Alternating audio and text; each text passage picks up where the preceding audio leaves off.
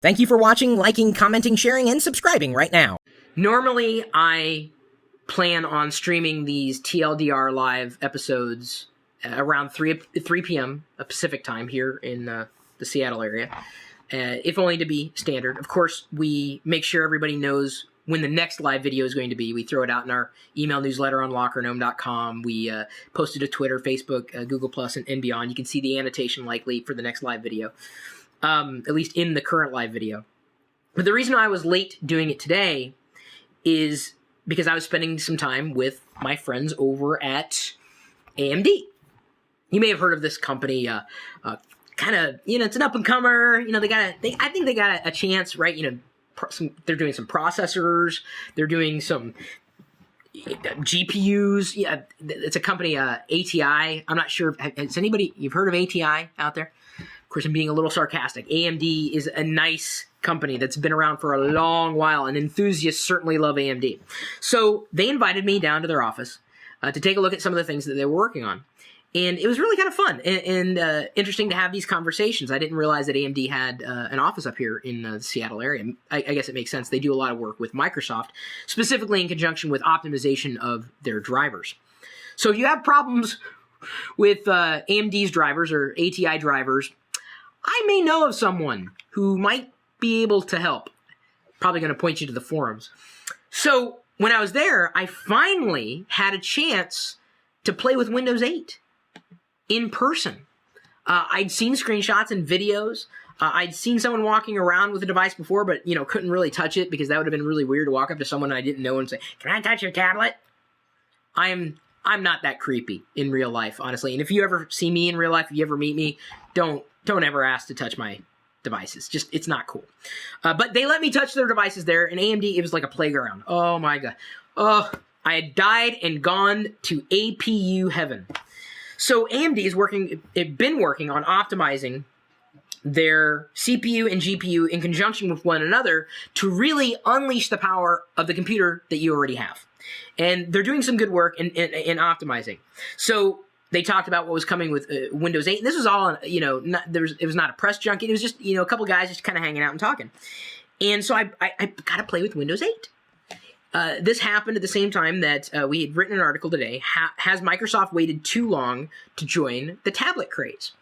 And right there on the table, there were a couple of devices. One they had kind of put together. They jerry-rigged a monitor that had like a 30-point touch screen on it. It was a really good job. Actually. For a hack, it was beautiful. And then they had a classic a tablet experience with each one of them running Windows 8. And I gotta tell you, the hardware wasn't necessarily optimized, but it was a generally smooth experience on an unoptimized build. So, and I'm talking specifically the Metro interface. Are you familiar with the Metro? So it's like the boxes that you likely see on Windows Phone 7s. Trust me, you'll see Windows splattered with the Metro interface. I had mentioned in recent videos about being concerned how Microsoft is approaching the tablet ecosystem. They're trying to shoehorn classic Windows into the new experience. And let me tell you, using the build that I used, if I was a Windows user, I would be very, very, very worried about upgrading to Windows 8 if I did not have a touch screen. Windows 8 will be, from everything I can see, a good experience on a touch screen. Even in preview builds, even beta software. The problem is they've bifurcated the UX. I'm sitting there and looking at the Metro interface and kind of browsing back and forth. That's kind of cool. All right, I like this. I tap and it opens up. That's kind of neat. Tap and then I tap here and then it jumps me back into the classic Windows interface. And I'm like, The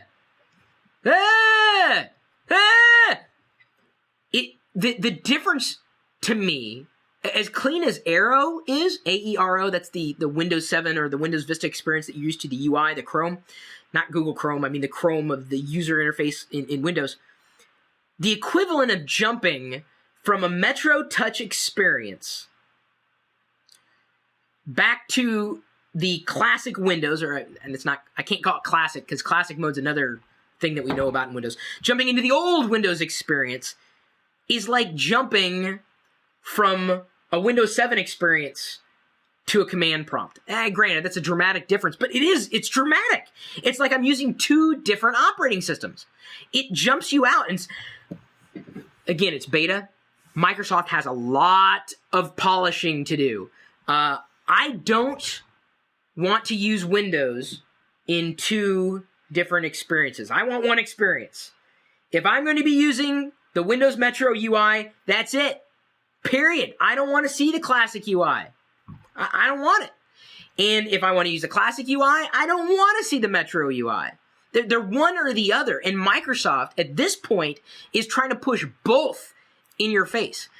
And unless they make that switch a possibility, like boot up in this mode or boot up in this mode, or operate in this mode or operate in this mode, I think, and I guess Forrester has released some research saying that there are very few people who want a Windows 8 tablet because of this experience. You can get mad at me. I'm not a developer. I'm not responsible for it. I'm suggesting to Microsoft that they not split those experiences within the same experience. They need to make them independent. That's how they need to split the experience. The classic Windows that you've known and loved, and the new touch-oriented Windows. But if you do not have a touch computer, something that allows you to touch on the screen, hopefully a nice screen, you are going to be frustrated with Metro. You are going to be frustrated with jumping back and forth. It's just not a good experience. So, we asked the question, has Microsoft waited too long to join the tablet craze? I don't think they've waited too long. I think there's still hope. Windows is a strong brand. They're doing their best to unify their Windows Phone 7 experience with the desktop experience. Metro's on the right path. I think they're doing the right thing with the App Store. But it might be a little too late in some respects. The iPad's doing quite well. I have no need to get another tablet. I do want to try Windows 8 on a touchscreen computer. Would I want a Windows 8 tablet over, say, an Android tablet or an iPad? Not necessarily, because there's nothing I could do on that tablet experience that I couldn't do on something else at this point, for all intents and purposes. And I'm talking about general usage. Most people just use their computer, browse the web, maybe edit a couple photos. I'm not talking about gamers, okay? You guys are in a completely different class, and that's fine. And you're fine to... Chris, you have 3D hands, lol, says Hasamok. Thank you, I guess. Optimized. I don't know why. Either way, I think that it's going to be a tough row for Microsoft to hoe. It could be too late.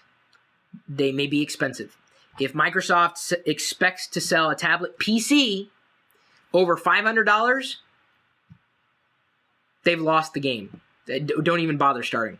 I'm sorry. That's just economics, dude. Don't get mad at me for that. And I don't think anybody would argue with that either. I mean, I want to pay more. Who would argue that? Someone who doesn't quite understand. And it's not Microsoft who is necessarily the ones driving that price, but in many ways, their OEMs will dictate that price based largely on how much it costs them to get the operating system from Microsoft. I think Microsoft could price themselves out of the game. Gonna say it right here. Gonna say it right now. That's the one thing that I think could kill them. It really could. They can price themselves out of the game. You could agree. You could disagree. Do you think that Microsoft has waited too long to get into the tablet race? Oh, they have the tablet PC. Come on. If you ever used a tablet PC, you know it doesn't even come close to comparing. Come on! The tablet PC sucked. It was overpriced. It was slow. It was just not optimized for touch. And you don't get that until you use something that was optimized for touch. Tablet PCs were cute. But, there's a reason they didn't make it. There's a reason they weren't successful. Hey, get mad at me. That's just history. I want to know what you think. Let's see here. Polar Precise says, I'm not even excited about using Windows 8 other than using it on a tablet. And Polar Precise, I'm kind of with you on that one. I think that it's going to be a good touch experience, but again, maybe too late, maybe too expensive. Very few computers have touchscreens. Manufacturers would need to help push it. I think they could get it out there. I think you're going to see a lot more touchscreen PCs in the coming year. I think 2012 is going to be a big boon for touchscreen. We did a video on that yesterday, as a matter of fact. The HP touchpad was ported for Windows 8. That's actually, that'd be kind of a cool Windows 8 PC, especially if you had the touchpad or you picked it up for $99. That's one hell of a bargain. I don't know. I keep throwing up my hands like they're going to shoot me or something. Don't shoot the messenger. I say that all the time. Well, what do you think? Is it too late?